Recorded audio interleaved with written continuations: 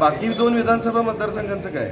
आम्ही दक्षिणमध्ये काम करतोय, काही करवीरमध्ये काम करतात. त्या कार्यकर्त्यांनी कुणाकडे जायचं हे विश्वासात घ्यायला पाहिजे होतं. आमच्या काही संपर्क प्रमुख असतील किंवा काही नेत्यांनी या गोष्टीकडे लक्ष द्यावं. ग्रामीणमधले लोक पण आज फक्त शहरापुरतं मर्यादित तुम्ही का बघताय पक्ष? ग्रामीणमध्ये पण शिवसेना आहे ना. आज माझं तर ठाम मत आहे की शहरापेक्षा ग्रामीणमध्ये शिवसेना आणि शिवसैनिक चांगल्या पद्धतीनं काम करतात. शहरात आज 4 तोंड 4 दिशेला आहेत, पण ग्रामीणमध्ये फक्त शिवसेनेकडे बघून काम करणारे सैनिक आहेत. मग त्यांच्याकडे आज दुर्लक्ष होत नाही का? या गोष्टीचा विचार कोण करणार?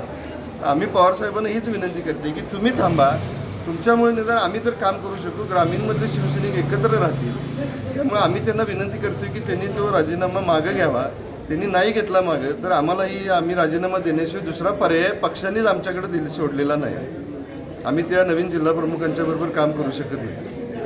आपण या निर्णयावर ठाम आहे. आम्ही त्यांच्याकडे जाऊ शकत नाही, कारण विश्वासार्थच नाही आहे. मी जवळ उभारू शकत नाही ज्या माणसाबरोबर, त्या माणसाबरोबर जिल्हा प्रमुख म्हणून आम्ही काम करायचं शक्यच नाही. ही निवड प्रक्रिया नेमकी कुठनं होते? कोण आहे ते सजेस्ट करणारे? नवनवीन अपडेट्ससाठी डिजिटल कोल्हापूर चॅनेल फॉलो करा.